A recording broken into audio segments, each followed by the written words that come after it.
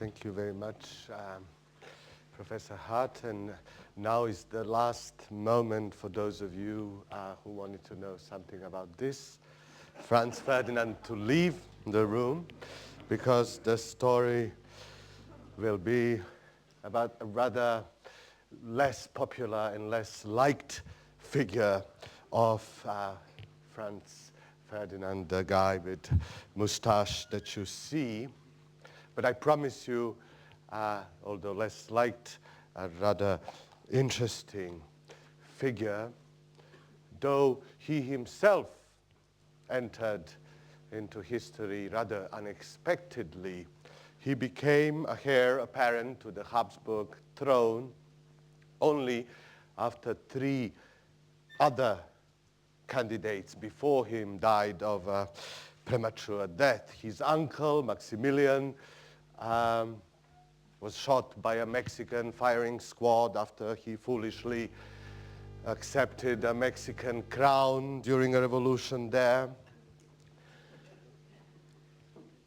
Rudolf, Franz Joseph's son, the emperor's son, who was the crown prince, committed a suicide when he was 17 years of age, together with his lover, Baroness Maria Becerra, in what was probably the greatest celebrity scandal of the 19th century in Mayerling.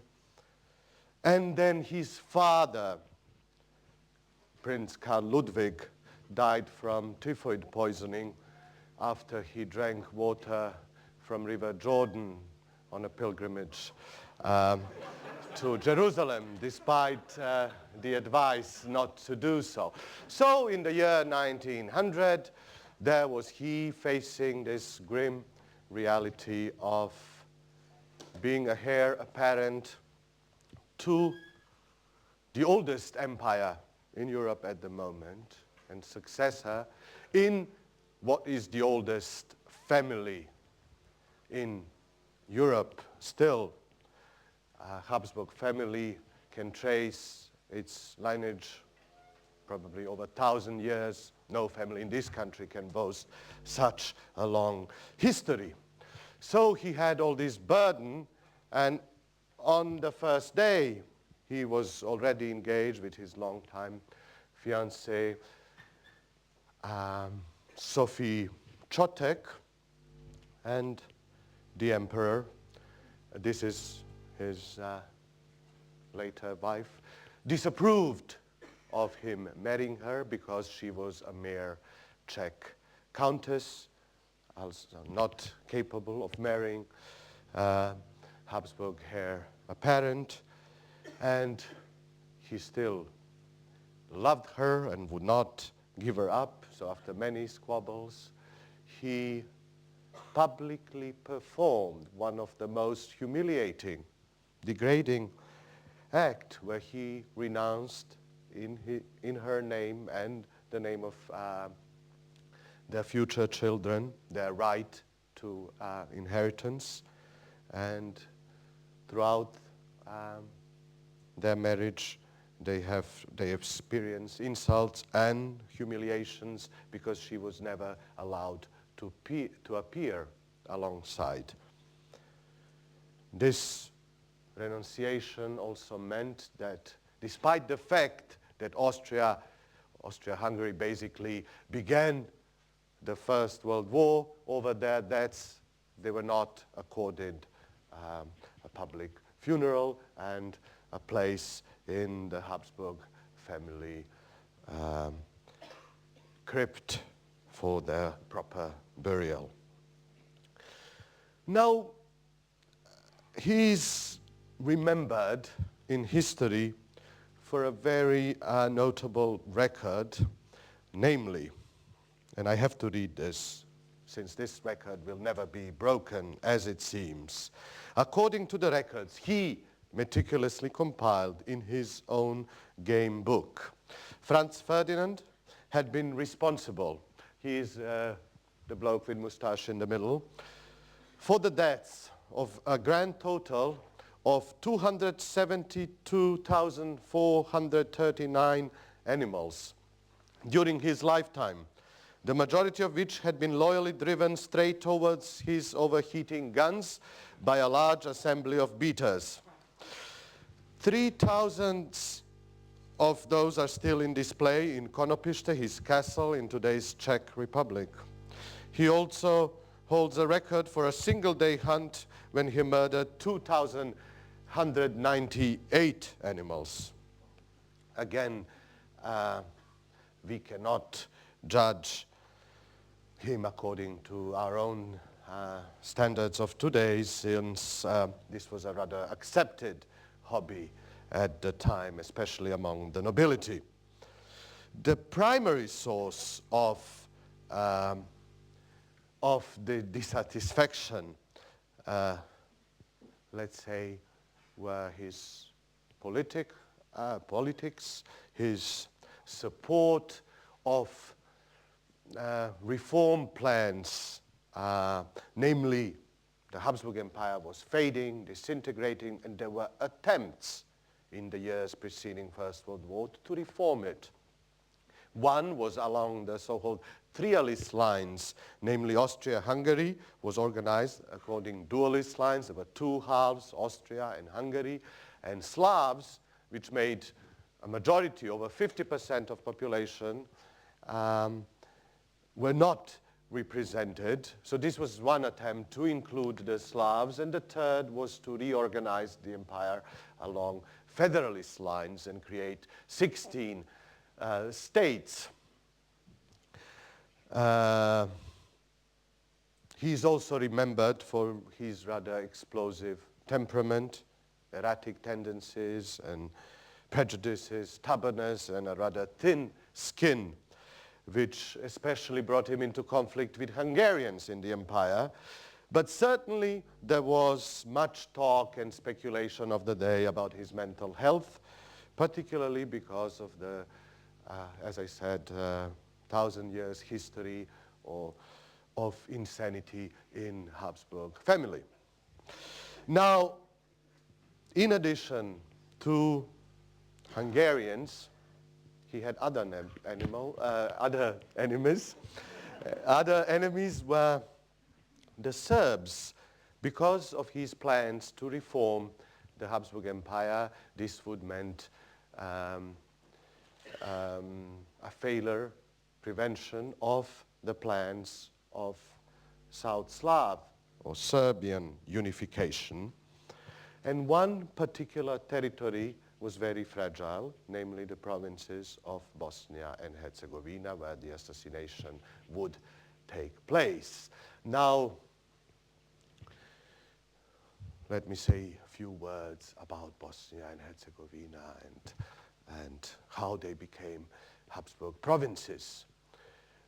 After 4 centuries of Ottoman rule, it was actually British Foreign Secretary, Lord Salisbury, who proposed that Austria-Hungary occupies these provinces at the Congress of Berlin in order to prevent Serb, and that means Russian, expansion to warm seas. And so, and Austria-Hungary willingly accepted, had its own reasons to do so, prestige, internal reasons to suppress South Slavic nationalism that was threatening the empire also from within. And last but not least, this was the only possibility for Habsburg or Austria-Hungary's expansion at the time, since they did not have a maritime colonial empire as other states in Europe at the time. Now, historians disagree whether we can consider this occupation, this rule, as a sort of colonialism, since 2 basic features are missing. The features of British colonialism, for example. One is that colonies need to be overseas territories, and other, very important, is racism. So European colonial powers like Britain and France and others believed in their racial supremacy over peoples in India and Africa and so on. Now, this was a bit difficult in Bosnia, which was adjacent to territories of Austria-Hungary and inhabited the same kind of white people, if you want, that inhabited the Habsburg Empire. So we speak about half colonial rule because indeed the Austrians, the Germans at that time, considered the local population inferior, maybe not racially, but as minor, as childish, as a population in need to be governed and civilized and told what to do. So the rule was paternalistic, very conservative, medieval if you want, feudal, encompassing also some of the noted Orientalist prejudices, and treating the locals who had no rights as immature. There was only reliance on old elites, mostly church leaderships, and all the civil servants or entrepreneurs were actually Germans or other subjects of the Habsburg Empire who were moved and colonized and brought to live and rule Bosnia. In addition, corruption, spy network, and a very noted gendarmerie all cast a dark shadow over some considerable improvements, such as infrastructure and beginnings of industrialization and so on. But the two key issues frustrated the population. One, the land issue was not resolved, and second, the education. The education was very controlled, with the attempt to control a typical Bosnian regionalist loyalism to the crown against the prevailing Serbian and Croatian affiliation of the people, and a very restricted access to education. There was no idea of education as we have it today, especially in the developed world, as an avenue leading away from poverty. Instead, it was only there to serve and service the needs of administration. There was no attempt to introduce primary education. From the state budget, and let me read these figures, 20% went on gendarmerie and only 3.5% on education, and only 1/3 of this, namely 1%, was spent on primary education. Now, this might seem little, but we should put it in a proper context, and some claim this was considerable achievement compared, and now we speak about real colonialism, to British spending, let's say, on education in Egypt, which was 3 times less. Okay, so the rule lasted almost half a century. Administration remained overwhelmingly in foreign hands, and teachers, the system was overtly anti-Serbian, and from 1910 there was a series of student strikes. There was a series of youth organizations being formed to protest and resist the occupation, and a series of terrorist acts aimed at the rulers. And the lives, and now I answer the first part of the question, who killed Franz Ferdinand? The lives of the assassins were examples of alienation and idealism of poverty-stricken rural youth, rural blokes, as we see them here in big modern world. There were 6 of them altogether, lined up in the main boulevard leading to Sarajevo town hall, where the motorcade carrying Franz Ferdinand was heading to. Now, what was he doing on that day, 28th of June, 1914? He was invited by the governor, Austrian General Oskar Pocherek, to inspect the military maneuvers that Austria-Hungary organized exactly at the border with Serbia to threaten Serbia.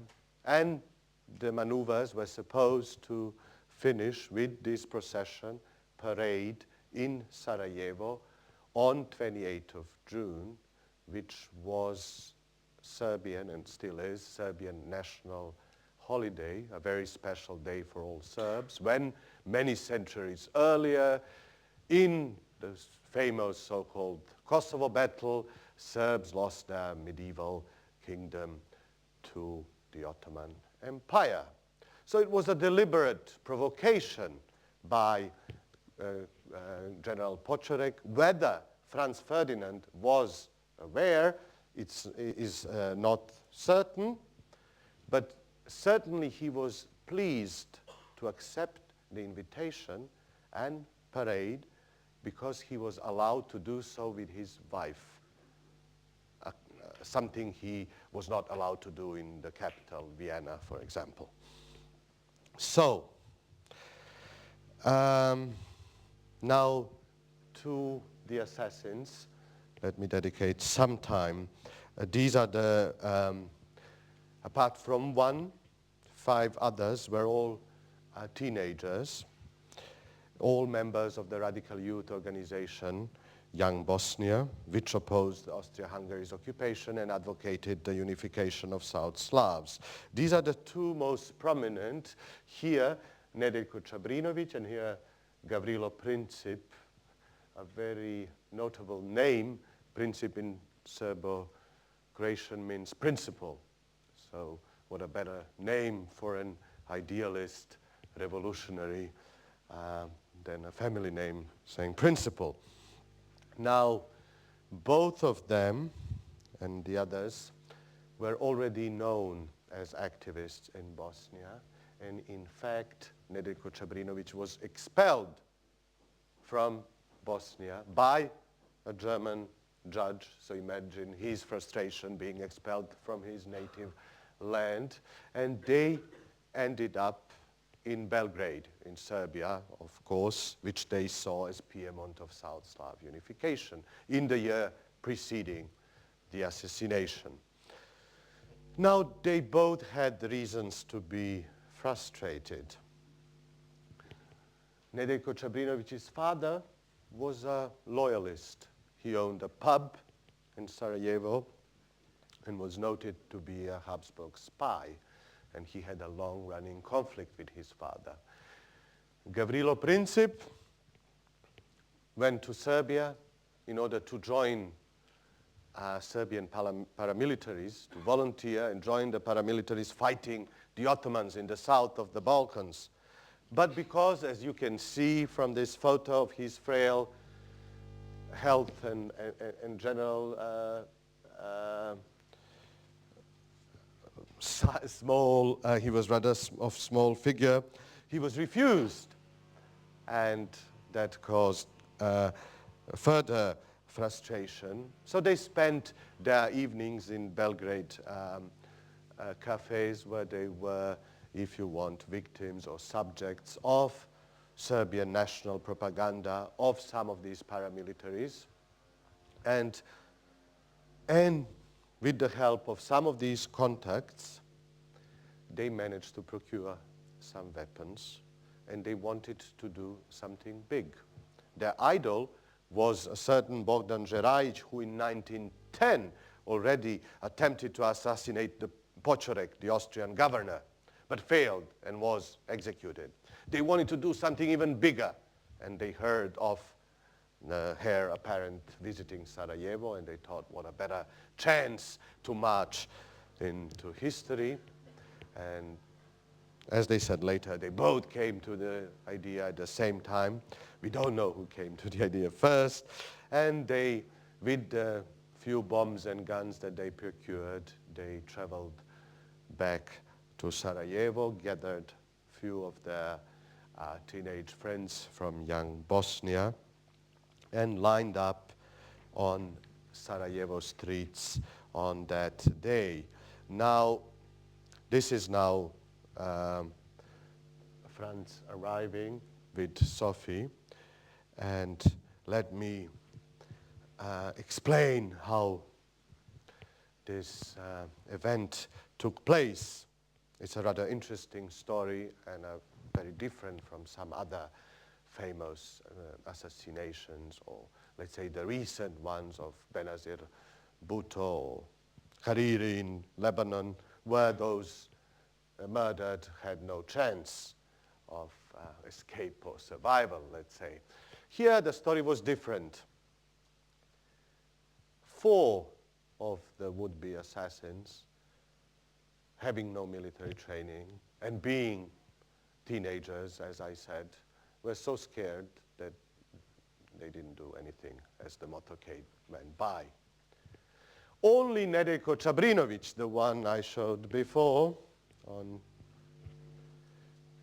the right, on your left, managed to throw a bomb, but he didn't wait 12 seconds as he was told. Back then, that's how the bombs functioned. So the bomb actually hit the car, but bounced off and clattered onto the street and exploded under the vehicle behind. So nothing happened. The motorcade basically speeded up and ended in the town hall, where Franz Ferdinand was able to vent off his famous anger because of this incident. Now, some advised that he called off the visit and because of a possible follow-up, but this was against his temper, and he wanted to show off and visit. One officer from the car behind was wounded from shrapnel of that bomb.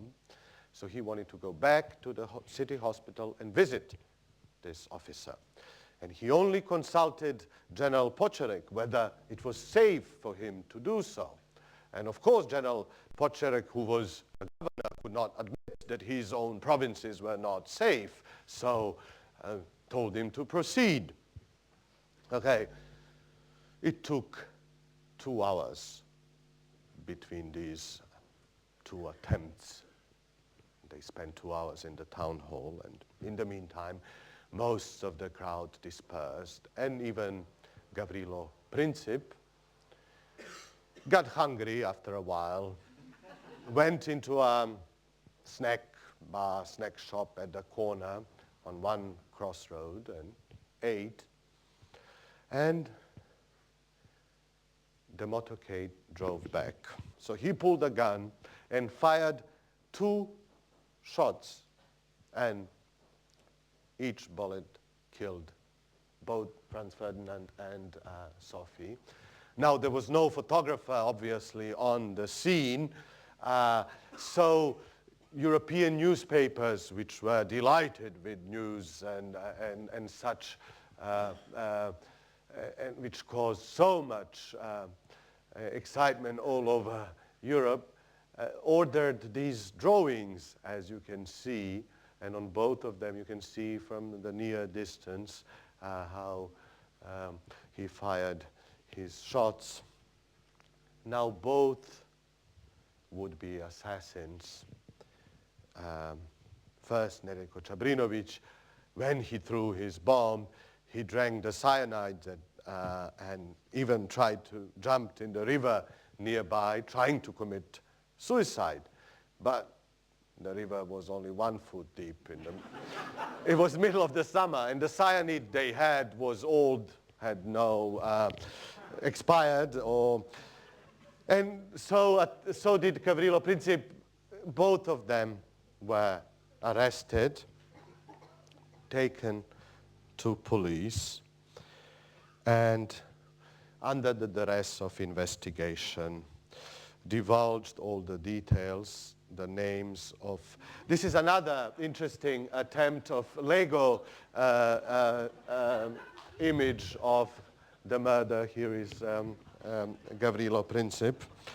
Now, back to more serious, this is the scene when they were taken to court As I said, a couple months later, they divulged all the details, all the other peasants, people who helped them to travel from Belgrade to Sarajevo. They were all arrested. Only one assassin managed to escape to Montenegro, and the rest were put on trial. Nedeljko Čabrinović was the most talkative, and let me read you his final defense. Before we part, I should like to express the wish that you understand us, that you not consider us criminals. We love our people. 9/10 of our people are farm workers. They scream, live in misery, they have no schools, no culture. It hurts us. We felt the anguish of our people. We did not hate the Habsburg dynasty. Although I nourished anarchistic ideas, never in a single thought was I against His Highness Franz Joseph. The only thing I did not like was that he received 60,000 crowns per day. We did not plan this association. We admitted this idea arose in our minds. In the society in which we lived, there was always talk of assassination. The people we lived among talked about Franz Ferdinand. They regarded him as an enemy of the South Slavs. Nobody told us directly, go kill him. But in that milieu, we came to that idea. Think what you like of us, but we are not criminals. For myself and in the name of my comrades, I beg that the children of the late heir apparent forgive us, and you render whatever verdict you like. We are not evildoers. We are honest people, honorable, idealistic. We wanted to do good. We loved our people, and we will die for our ideals.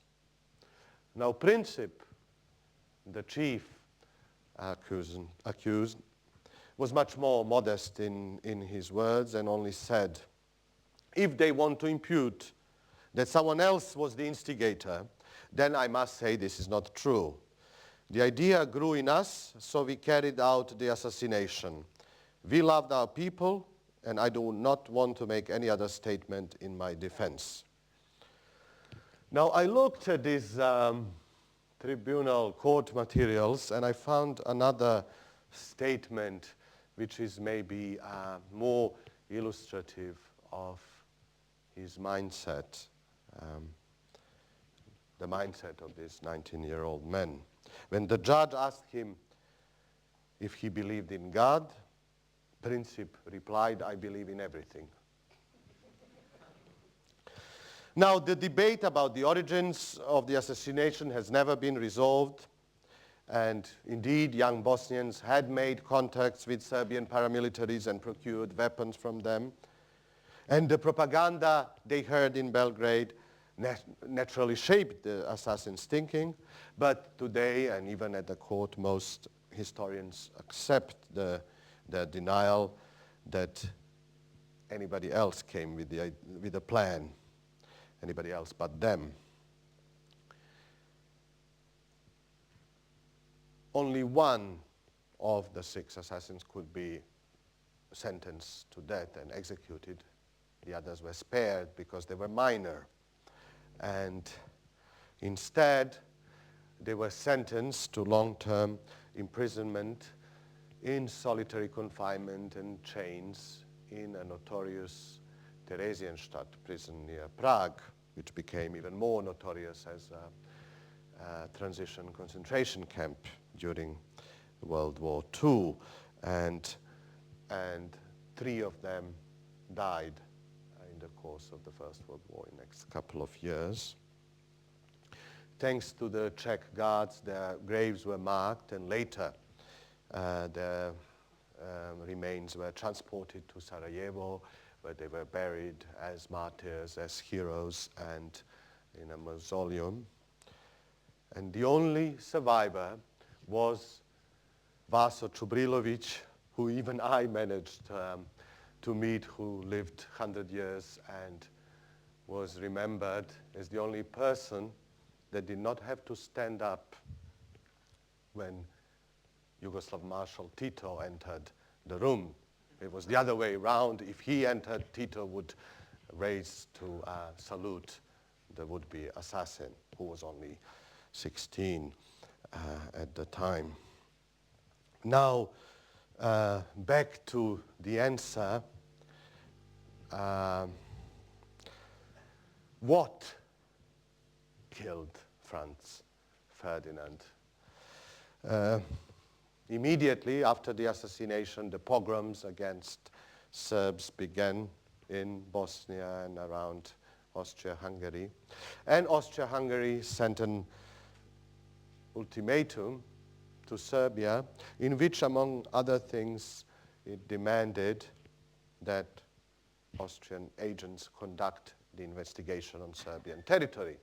And this was unconstitutional, and Serbia could not accept this particular point, proposed that the International Tribunal in Hague takes over, but the war hawks in Vienna rejected this, and exactly 1 month after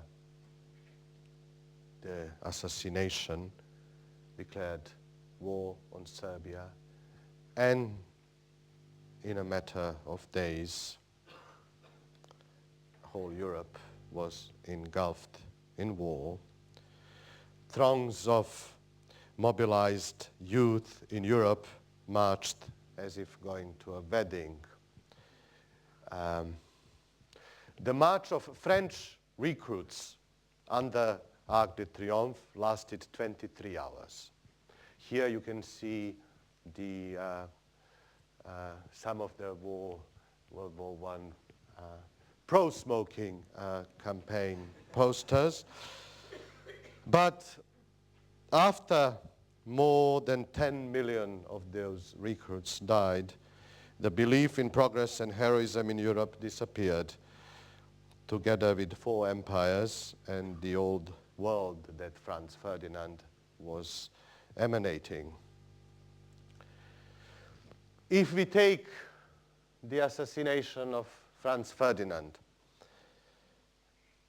as the reason for the First World War, that would be a unique case, that a group of teenagers was able to change the course of history and actually provoke the greatest tragedy in the history of mankind up to that day. No matter how much it might seem that these young assassins were able to shape history, as I tried to present, they were in fact shaped by it. The assassination was only one in the series of anti-Habsburg and anti-occupation youth movement events that could not be stopped or prevented. And Austria-Hungary for years planned to attack Serbia, and finally it started the war only when it got the reassurance from Berlin.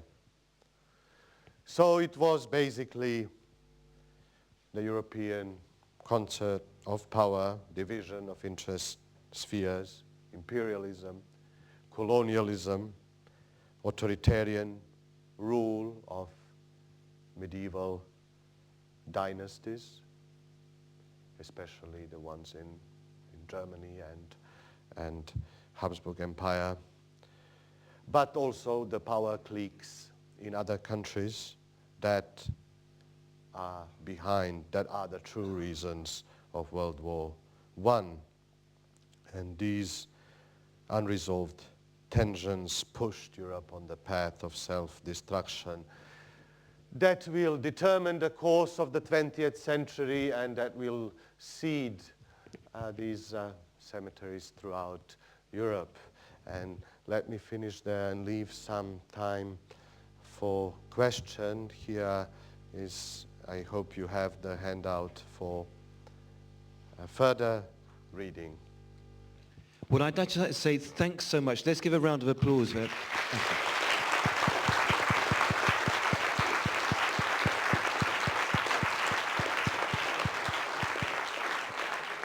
That was as educational as it was riveting, and also, if I might say, very, very humorous about a very, very tragic event. And we've got some time for questions.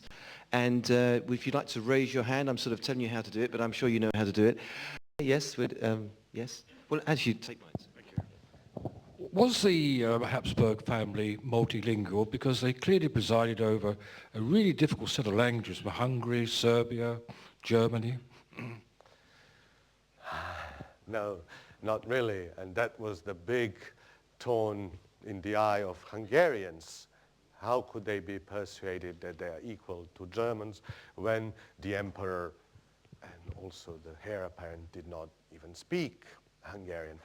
But the sympathy laid with Sissi, the empress, who did speak Hungarian, who learned Hungarian, who was beloved by Hungarians, but she also ended up being killed by an Italian anarchist on the shores of Geneva Lake some couple of decades before. So the assassinations were quite regular occurrence in Europe at that time, so this was not something extraordinary in that sense, yeah. Good. Any more questions? We have a question over here. Yes? Sir? Is there any writer you would recommend who could steep one in this area of history that you've just mentioned? I mean, I've always been particularly fascinated by the concept of Mitteleuropa. And, well, could you recommend any writers? And we would read them, I would, in translation, of course. What I put on the reading list are rather scholarly books, trusted ones, let's say. Yes, I'm not sure we had, unfortunately we had such a wonderful number of people here that I'm not sure you have got that, but if you could comment as well, that's good. I think some people have got that, but yes, good. Yeah. No, I mean, there are a number of works that describe Mitteleuropa and Vienna at the turn of century, and this was certainly a very interesting time and in history, but describing the particular event, if you mean literary works, no, not that I am aware of, no. Okay, I think we have time for one more question, and then I think we... any more questions? Yes, we have a question here. Yes? Yes. Could you wait for the... Is that right, sir? Thanks very much. Wait for the... You mentioned within your lecture Tito, and when he eventually died, the implosion of Yugoslavia was unbelievable. Do you reckon that now the throes of that have come to an end because it's all the same area as where Franz Ferdinand was? Well, Tito himself embodied many controversies, paradoxes, and some called him the last Habsburg, because he presided for such a long time over a multinational country that was a very unique in Europe at the time, and that he managed to hold together where everybody else was creating nation states. The South Slavs created a multinational state, and unfortunately, as we know, as Europe was united or uniting, this country was falling apart.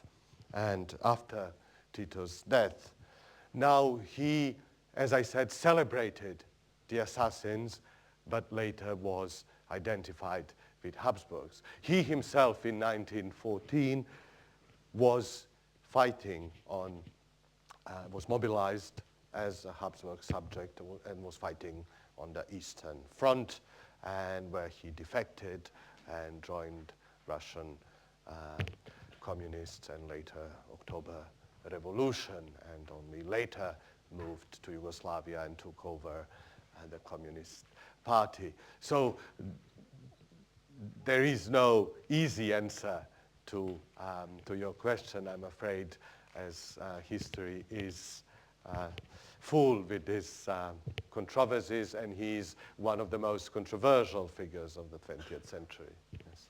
But I think that we've got the time at which we must say thanks once more to Dr. Aleksov. Thank you so much.